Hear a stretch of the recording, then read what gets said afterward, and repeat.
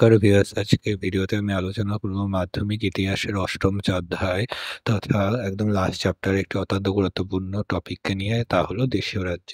চলো দেখে নাও পরীক্ষায় কিভাবে প্রশ্নটি আসতে পারে।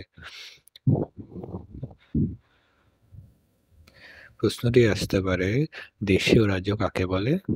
এটা ২ নম্বরে দিতে পারে, ঠিক আছে? আর কি ভারতের দেশীয় রাজ্যগুলোর বৈশিষ্ট্য কি? এটাও ২ নম্বরে দিতে পারে বা বড় কোশ্চেনের সাথেও অ্যাটাচ করে দিতে 1 প্লাস পরীক্ষায় এভাবে দিতে পারে 1 প্লাস 3 বা দুটো ২ নাম্বার করেও আসতে পারে, ঠিক আছে? দেখে নাও উত্তরটি।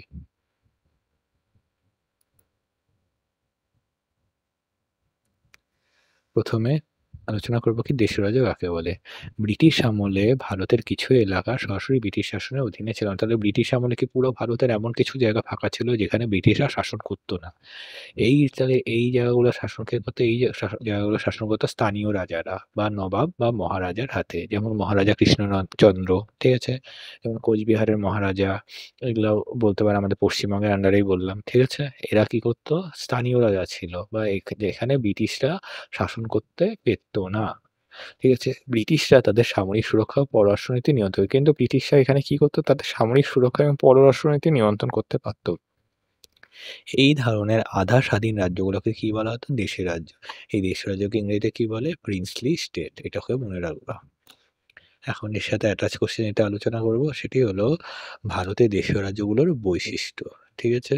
ভারতের দেশীয় রাজ্যগুলোর বৈশিষ্ট্য কি? ১ নাম্বার, এদের সংখ্যা আয়তন কত? স্বাধীনতার সময় ভারতে প্রায় ৫৬২টি কি দেশীয় রাজ্য বা প্রিন্সলি স্টেট ছিল। তাহলে কি পরীক্ষায় আসতে পারে স্বাধীনতার সময় বা স্বাধীনতা পরবর্তীকালীন সময়ে বা স্বাধীনতার কিছুকাল আগে ভারতের দেশীয় রাজ্যের সংখ্যা কত ছিল? এটা অনেক বিতর্কের বিষয়, কারণ একেক বইতে তোমরা দেখবে একেকটা দেওয়া আছে। যেমন আমি ৫৬২ উল্লেখ করেছি। অনেক বইতে দেওয়া আছে ৫৬৩ টি। অনেক বইতে দেওয়া আছে ৬০০ টি, অনেক বইতে দেওয়া আছে ৬০১ টি, অনেক বইতে দেওয়া আছে পাঁচ ৫৬০ টি। এরকম বিভিন্ন এটসেট্রা, এটসেট্রা এরকম বিভিন্ন বইতে বিভিন্ন সংখ্যা উল্লেখ করা আছে। সবথেকে অ্যাপ্রোপ্রিয়েট যেটা কি ৫৬৩ বা ৫৬২। ঠিক আছে? আমি ৫৬২ কে নিয়েছি। তার সাথে তোমরা যদি এগুলাও লিখতে চাও লিখতে পারো। কিন্তু সবসময় কি প্রায় শব্দটা উল্লেখ করে দিবে। ঠিক আছে? এখন কি এগুলো, তাহলে এই দেশীয় রাজ্যগুলো মানে কি? এই দেশীয় রাজ্যগুলো ভারতের ভূখণ্ডের কত জায়গায় বিস্তৃত ছিল? ৫ ভাগে ২ ভাগ অংশ জুড়ে, মানে ভালো একটা বিরাট আয়তন জুড়ে ছিল। মানে টোটাল ভারত যদি ৫ ভাগ অংশ হয়, তার ২ ভাগ অংশে কি ছিল? এই দেশীয় রাজ্যগুলো ছিল। দ্বিতীয় কি? এই দেশীয় রাজ্যের শাসন ব্যবস্থা। দেশীয় রাজ্যগুলিতে স্থানীয় রাজা, নবাব বা মহারাজা বিভিন্ন শাসন করতেন। দেশীয় রাজ্যগুলিতে রাজা শাসন করতে কোনো তো এখানে তো ব্রিটিশ শাসন ছিল না। তাহলে এই দেশের রাজ্যগুলো শাসন করত বিভিন্ন স্থানীয় রাজা বা নবাব বা মহারাজা। ঠিক আছে? অভ্যন্তরীণ শাসন তাদের হাতে থাকলে প্রতিরক্ষা, বৈদেশিক সামগ্রী ব্রিটিশদের। কিন্তু কি এই দেশীয় রাজ্যগুলোতে ব্রিটিশরা শাসন করত না, স্থানীয় রাজা বা মহারাজা ও নবাবরা শাসন করত। কিন্তু এই দেশীয় রাজ্যগুলোতে কি প্রতিরক্ষা তথা ডিফেন্স এবং বৈদেশিক সম্পর্ক ব্রিটিশদের হাতে এরাই নিয়ন্ত্রণ করত। স্বৈরশাসন, পরের পয়েন্ট। অধিকাংশ দেশীয় রাজ্য রাজাদেরই ইচ্ছাই ছিল আইন, মানে কি রাজারা দেশীয় রাজ্যের মধ্যে যা চেত সেটাই ছিল সেখানকার। রাজা যদি বলতো আমি যেকোনো একটা কিছু করব, তখন ওটাই আইনে পরিণত হয়ে যেত। ঠিক আছে? কোনো গণতান্ত্রিক অধিকারও জনমতে গুরুত্ব, মানে গণতান্ত্রিক অধিকার মানে কি? জনগণের কোনো মতামতকে কি এই দেশ রাজ্যগুলোতে গুরুত্ব দেওয়া হতো না। ঠিক আছে? রাজা যেটা বলবেই সেটাই কি আইনে পরিণত হতো। ঠিক আছে? তাহলে কি এটার জন্য প্রজাদের জীবনে দুর্দশাও নেমে আসতো। পরের পয়েন্ট কি? প্রজাদের দুর্দশা। কি? দেখে নাও। সাধারণ মানুষ প্রায়ই কি? দারিদ্র্য, শোষণ ও অবিচারের শিকার হতো। এইটা একটু আগে বললাম। কি দেশ রাজ্যগুলোতে রাজা যাই বলতো তাই কি আইনে পরিণত হতো। কোনো জনগণের মতামতে গুরুত্বই ছিল না। তাই তারা অবিচারের শিকার হতো। দেখা গেল তারা কোনো যোগ্য কিছু করেছে যেটা বিচারের যোগ্য, কিন্তু রাজা ভট করে কি করল? তার আইনটাকেই বদলায় দিল। রাজার ইচ্ছা বদলায় গেল। এইজন্য কি হলো? তারা ঠিকমতো বিচার পেত না। তাদেরকে শোষণ করা হতো এবং তাদের কি দারিদ্রতা অবস্থায় ছিল। ঠিক আছে? শিক্ষার অভাব ছিল এই দেশের রাজ্যে, করের বোঝা ছিল সাধারণ মানুষের এবং সামাজিক বৈষম্যও ছিল কি এই দেশের রাজ্যগুলোতে। অর্থনৈতিক বৈষম্য, পরের পয়েন্ট।